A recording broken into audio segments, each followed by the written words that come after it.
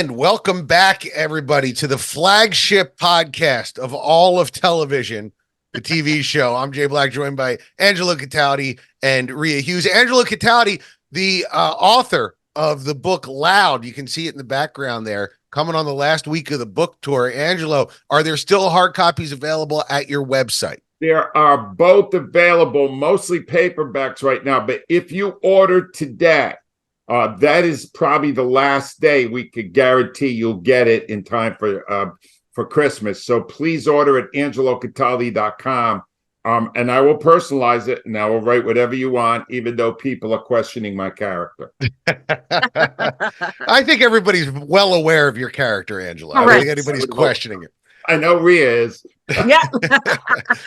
I wanted to start with a follow-up to last week's episode. We were talking about binging, and I just so happened to come across a Ranker article that had 1.5 million votes that listed the top 30 shows to binge of all time. And I know Angelo had some hard and fast rules. I was looking at the binge list here, and I have a couple of issues. Real fast, I'll give everybody the top 10. You can look on the app to see all 30. But going backward, 10, Sons of Anarchy. 9, Supernatural. 8, The Big Bang Theory. Let me take a moment to throw up because that is a terrible show. 7, The Sopranos. Too low, if you ask me. 6, Friends. 5, Sherlock. I don't agree with that. 4, The Office. 3, Breaking Bad. 2, Stranger Things. And the number 1 binge-worthy show of all time, Game of Thrones. Guys, what are your thoughts on this? Angela, you're making faces. It's a horrible list. It's a horrible list. I have binged a lot of shows. I got a lot of time, all right? I have binged, this is not all of them. Seinfeld, Breaking Bad, Sopranos, Schitt's Creek, Felicity, which was really good. The best binge is not in their top 10. It's not in their top 30. West Wing. Wing, is it in the top 30? I didn't notice it. No, it's not there. Not there at all. I don't see it. It's phenomenal. And I'm going to tell you why, Jay, because it's a continuing story. Yeah. And each episode makes you want to see the next episode. Those are the best binges. West Wing was a better binge for me than Sopranos or Breaking Bad. It was just so well written. Tremendous characters. And I think what you're saying, at least about the Sopranos and Breaking Bad, we talked about this last week. Sometimes a person who is a criminal or a bad guy, when you watch them week to week, you like them a lot better than when you're trapped with them 5 or 6 hours at a time. And I'm going to say here real fast, Lucifer and where's the other one? House. Those are 2 choices that I disagree with, and I'll say why. Lucifer is number 24 on the list. House is number 11. Both of those are procedural shows. Mm-hmm. Why would you binge a procedural show? It's the same show every time you watch it. There's a little bit of continuing story, but the majority of it, it's like binging SVU. Like, I know if you got nothing to do in an afternoon, watch SVU, but it's the same show for 23 years. It's Ice-T shocked at something, and then there's a murder. I don't understand. It's a bad list. Rhea, what's your binge? So, it was funny. I was looking at this list, and I disagree with you both on the Big Bang Theory, at least as far as the first couple years are concerned. I liked it. I liked it a lot. I thought the characters were funny. They were different. I love Jim Parson. And the only other one I watched in there, I watched Sherlock, but I didn't binge it. I wasn't sure. Were they talking about Sherlock, the British show, or Sherlock, the American show with Johnny Miller, who's the English guy? It's a very good question. I assumed the British show because that had a little bit more cultural currency. The British show was phenomenal. I actually should probably review it, but I mean, but that was great. And I enjoyed the American version that had a British guy in it. So I have a weird thing on binging that I don't really watch a lot of stuff. Like Modern Family, I binged during the pandemic because I had never seen it. So I love that show. I thought that was perfect. House was a show that I watched when it was on live. So a lot of these shows, like I've never watched Game of Thrones, Stranger Things, they're just not in my kind of genre. So I'm not as big a binge person, I think, as most of the country. Jay, what about you? What's your binge? So I've talked about it several times. Succession is one that I've gone back to 3 or 4 times since it started. I tended to binge it all before each season began. And I also binged The Sopranos towards the tail end of the pandemic. And one of the things that I'll say is that HBO formula of show, like, we talked about this with Succession was either the funniest drama on TV or the most dramatic comedy on TV. It's hard to tell. Sopranos is the same way, and in a lot of ways Breaking Bad is very similar, where Mad Men, very similar to this as well. It's a drama that makes you laugh, and it doesn't feel constrained by genre conventions. And Matthew Weiner, of course, came out of the David Chase sort of philosophy, and I do kind of think of them all as sort of the same thing. So I think for me, the bingeable thing is not just that the characters are strong and the story is strong, but that it challenges conventions that you would not normally see. Because like I said, my problem with House isn't that I didn't like House. It was just that it's the same show every show for 22 episodes. Your brain is going to fall out of your ear hole if you watch that, like that. So that to me is my bingeable show of choice. I think that's a great thing, that it should vary its own tempo. Yeah. So you're not, they're not throwing all fastballs at you. It's all different. And those are the best bingeable shows. And later in this time, I'll give you the best things to binge now, because this is the time, the next week, when people have the most time off. And I'll go over some of the ones that I have endorsed in the past few months, because there's some really good stuff on right now. Absolutely. Absolutely. I want to move on, though, to a subject near and dear to our heart, which is regional sports networks. Now, Rhea, do you still work, or did you work? No, I worked for Comcast Sportsnet, which is now NBC Sports Philly. So did Angelo. And when I the biggest reason I didn't cut the cord for the longest time is because I didn't want to lose that. Because I want to watch the Sixers and now the Flyers. Hello, point streak of 9 in a row. Keith Jonesy's the best, and the Sixers and the Phillies. So that was, but now I can get it through other means by just cutting the cord. But I loved it. I loved it more. And Angelo, you know this, when they had Daily News Live. Yeah, Daily News Live to me was one of the best sports programs that was out there. And when Comcast Sportsnet Xfinity got rid of it, I thought it was a mistake. It was a huge mistake. Well, the heyday from the mid 90s through till about 2015, there was a 20-year run there where the regional sports networks had unbelievable amounts of cachet and money. Yeah. And as the cords have been cut, they have been swirling down, especially because a lot of them made ridiculously bad deals to maintain local rights. I mean, we talked about this, Angelo, on the radio show all the time. Yeah. I mean, they're making 10-year deals for $1 billion. I mean, just ridiculous. That you'd have to maintain cable subscriptions for a decade for that to work out. And of course, that isn't happening. And one of the big regional gamers is Bally's Games. And according to this article, Diamond Sports, the owner of Bally Sports Regional Sports Networks, making a deal with Amazon.com, where there's going to be a lot of money coming in to sort of save that system. And to me, that's the only way you're going to save regional sports networks, is to get a streamer involved. But I guess my big question to you guys is, and I'll ask you, Angelo, should they be saved? I mean, do regional sports networks do a good job? Do they serve a purpose, or is a national system a better system? This question came up with perfect timing for me, Jay, because I went back to the old Comcast Sportsnet studios last week to do a hit on Birds Huddle, right, with Michael Barkan. And I walked in, it's all different now, and it felt like a museum to a previous era to me. Yeah. It's Rhea's 100% right. The best thing to watch every day was Daily News Live, because stories would break and you get instantaneous analysis and great commentary, and they just let that go. And when they did that, they were announcing, we don't really have any aspirations here to get people to watch. Let me just say this, and this is not besmirching the people that do the afternoon show at the other station, at the Fanatic. Radio on TV is Yes. horrible TV. Yes. Horrible. No matter how good the radio show is, it stinks. When you're filling your time with that, you're announcing we got nothing. All right. Right. So don't do that. But No, it's not that we got nothing. It's that we choose not to put on not to do. proper programming.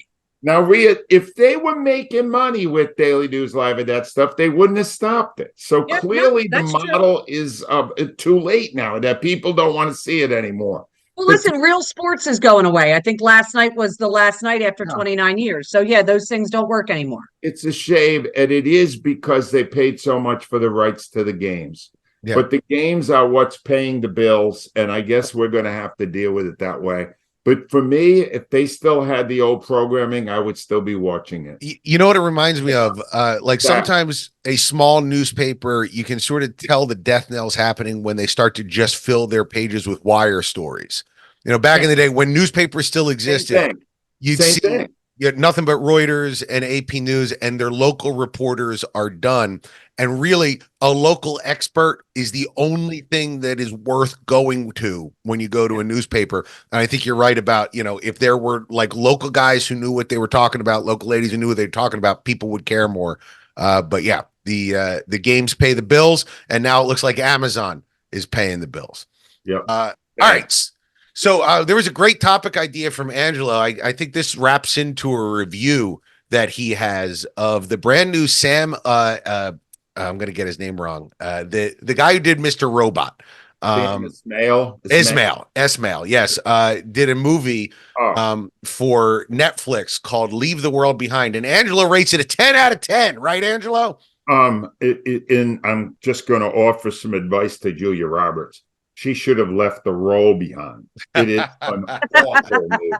It is. This is how you know it's a bad movie. It's got a 78% on critics' rating, because critics will never bash a Julia Roberts movie. No. But it's got a 34 audience rating. This movie stinks, all right? And it's got good people in it. Yeah. Mahershala Ali is a great actor, and he is wasted in this movie. What's his name? Ethan Hawke is a Julia Roberts' husband. Julia Roberts in this. Would you like to see 2 hours and 20 minutes of Julia Roberts playing the part of a shrill bitch? I don't think so. No, that's not what you want. You get that here every Thursday for a half hour. For free. Rhea, here's the thing. All right, this is the bottom line. It made me think this movie's so bad. It made me question whether I like Julia Roberts in anything since Pretty Woman. Erin Brockovich. She was phenomenal. You're right, Rhea. Yeah. Ocean's 11. She was great in Ocean's 11. No, she was not great. She was a bit part. The best part of my day. Listen to this. This is what she's done the last 10 years. Keeping in mind, she could have any role she wants in any movie. She's Julia Roberts. Ticket to Paradise, Gaslit, Homecoming, Ben is Back, Wonder, Smurfs, The Lost Village, and Money Monster. If your best movie in the past 10 years is Smurfs, you got a problem. I haven't seen a single one of those movies. I actually saw Ticket to Paradise. It's not bad.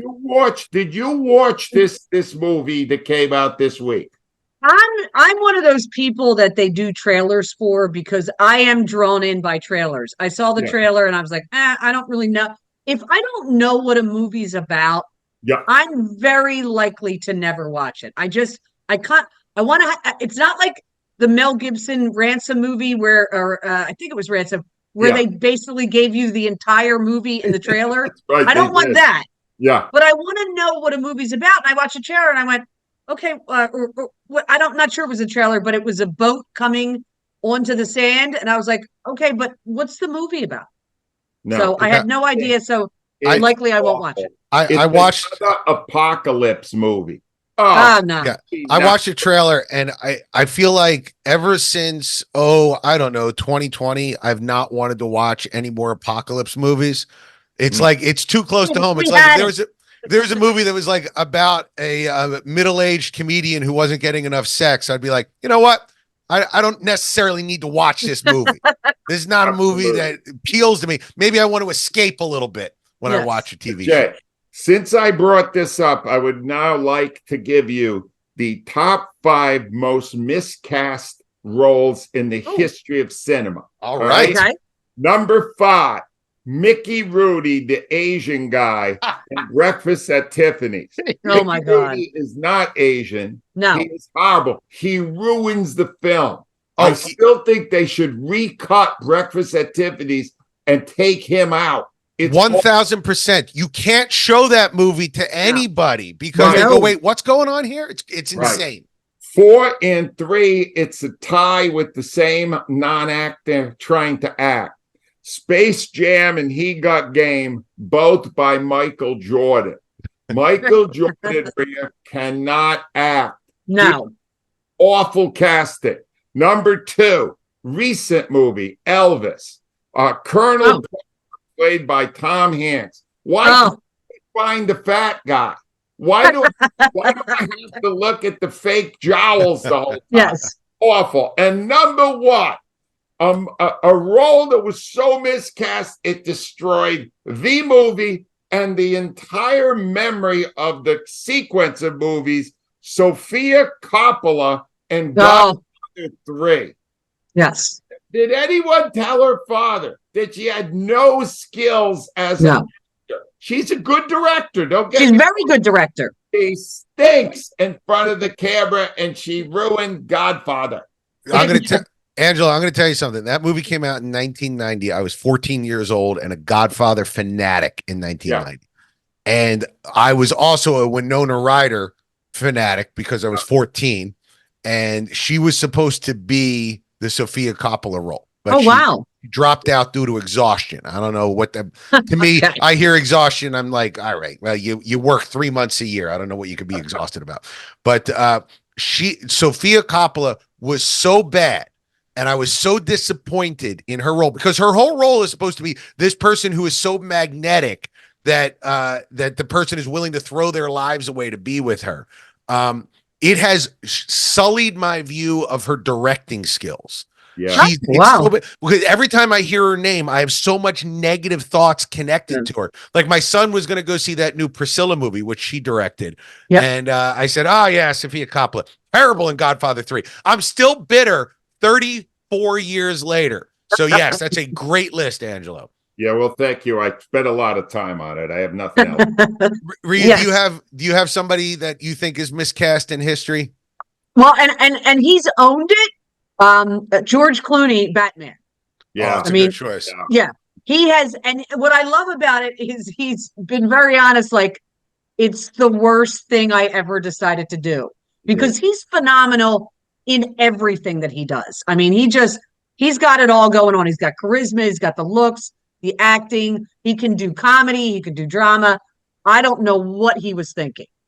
Yeah. You know how good George Clooney is because I consider buying an Nespresso machine every time I see one of those stupid commercials. Yes. Just adding to, it's funny you should say Batman because I have a Batman related miscast as well. And that would be Jared Leto as basically anything. I think he's a terrible actor. I do not like Jared Leto at all, but as the Joker, he was by far the worst look at me, I am a crazy person Joker I've ever seen. He's terrible.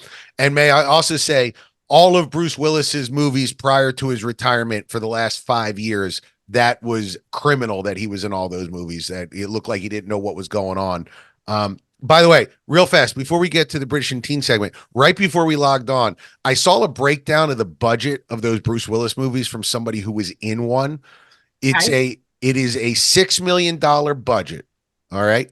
$4 million went to Bruce Willis for 3 days worth of work. Wow. $1 million went to the producers.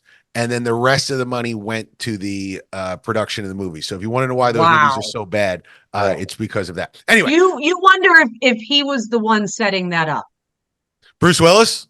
Yeah. Like I don't think he was the one setting up those movies. I think they knew what was going on and they were trying to, get that set up for when he couldn't do it anymore. It's a heartbreaking scenario. It really is. Yeah. Awful. All right, Rhea, let's go to something that isn't heartbreaking. Yeah. The greatest segment on earth, the British and Teen segment with Rhea Hughes. What do you got for us this week? So, so I have for the British segment, it's actually an Irish mystery. It's called The Vanishing Triangle. Now, you can access this on Acorn, but I just want to give people a heads up. You only get the first episode free on Acorn, and then the rest of the episodes are on Sundance, which is an app I have never downloaded, although I know they have a lot of great content on Sundance. I will tell you, I found the first episode so compelling, I actually, for the first time ever, downloaded Sundance. So, Vanishing Triangle is loosely based on the disappearance of many women in Eastern Ireland, which I believe includes Dublin, from the late 70s to the 90s. So, like when I say it's loosely based, they're taking this. None of the people are really real, but they're taking what was kind of a huge stain on Irish history in terms of all these women went missing, and the police weren't really great. It gives you what they thought of women back in like the late 70s and 80s. Like if a woman went missing, well, she was out with friends. She must be out on a one night stand. Well, when they don't ever come back, at some point you Yeah. should probably start to investigate it. So basically what this story is, it's a newspaper reporter, a woman named Lisa Wallace, 26 years old. She decides to write a story. Her mother was a victim and was killed in a home invasion while she was at it when she was 10 years old. So she writes a story. The alleged murderer then begins to correspond with her, send her letters to the newspaper. So she gets a detective involved. He's got his own demons, but I'm 3 episodes in. I believe it's 5 episodes, maybe 6. I really like it. I think she's really good. She takes way too many chances. I'm shocked she hasn't been killed yet. But she begins to connect the disappearance of her mother to disappearances of other women. So it's something in my wheelhouse that I love. I love cold historical mysteries, is what they call them in Europe. Cold cases that are attached to current cases. So very well acted. The woman who plays Lisa Wallace, I believe her name is India Mullen. I've never seen her in anything before. She's definitely very Irish looking, but not in the way that you think. Many people just think, oh, red hair. She's the perfect character for this, and I like her a lot. So, like I said, free on Acorn for the first episode, but then you have to purchase it on Sundance. I have 2 quick questions for you. One, Sure. whenever I watch a show in Ireland, I watch for the sweater porn. How are the sweaters, Rhea? Are we? Well, it's not the sweater porn; it's the jacket porn. I Okay. mean, the rain jackets in Ireland and England. I want all of them. I want to go out and buy them, and then I remember I don't like to go out in the rain. So why would I ever get a pretty jacket to wear out in the rain? But that's what they do over there. But yeah, it's they love their sweaters and their raincoats. And I do think if some media student took all 70 some episodes of the TV show and strung out just the British segment, you could make a pretty compelling argument about the treatment of women in the world. Because like every third episode, it's like there's a series of women being murdered, and it's like we need to stop murdering women. Everybody, let's Well, stop. here's the interesting part: is you realize while watching this, because it's set in 1996, how much Ireland was really slow to get with the times. Yeah. They're showing TV shows where divorce, like they're wondering if, like, I don't know when divorce was made legal. Like it's so Catholic over there that a lot of things, and it's part of the story. The detective, he's got some personal demons that he's trying to hide because Ireland was so conservative, so Catholic that, a lot of it's why they thought if a woman went missing, she clearly had been doing something wrong. Right. Well, something right in the world is the teen segment, Rhea. What do you got for us this week on teen segment? You say you got a special one. I have a special at the end. I'll give the review first. So it's the Hunger Games. It's the Ballad of Songbirds and Snakes. So this is the prequel to obviously the massive Hunger Games franchise, which I'm pretty sure that launched, Jennifer Lawrence's career. As the prequel, shows how Snow became the Hunger Game maker, like what made him become so hardened. Clark said the action scenes were absolutely phenomenal. Here's what's funny. Angelo, you had mentioned about Leave the World Behind. Critics versus audience. The audience so loves this franchise. Critics were 69%, which isn't terrible. No, it's good. The audience, 89%. Audience absolutely loved it because it's the franchise. Where do you see it? in the movie theaters. Oh, just And in theaters. And this is where I'm going to get the cool part. I will probably never forget this movie because it was Clark's first date ever. Oh, wow. Very So nice. it was super cool. And I had to take him to the movie theater. This was also a mom moment. I took him, dropped him off, and then I'm sitting there in the car because, of course, I want to see what she looks like. And I'm just sitting there and he's watching me. And finally, he does, the roll down the window, although, he's never hand rolled a window down ever in his life. I roll down the window and he goes, "Move along. There's nothing to see here." And I'm like, "Oh, come on, I want to see what she looks like." So, and the best part, goes to the movie, comes home. I walk in and I'm like, I'm more nervous than anything. And he walks in, I go, "How was it?" He goes, "Got a second date." Nice. Hold on a minute. I'm calling it timeout. Yes. This young man who was born on our show, she had labor pain I did. on our show, and now he's dating. Now he's dating. I have never felt older than I do this second, Rhea. He's dating. Oh my! They went out ice skating last night, and he's got a third date. So, All right. yes, we're all old. Good luck to him and good luck to you. Were you mama bearing it up? Were you like, were your eyes like squinty, like, who is this girl to come steal my son away from me? I was like it was weird. Because a year ago he's telling me he hates girls and he's never going to go on a date, and I'm going, oh, he's going to live with me forever. Yeah. Now, as a mom, I'm okay with that, but now I could.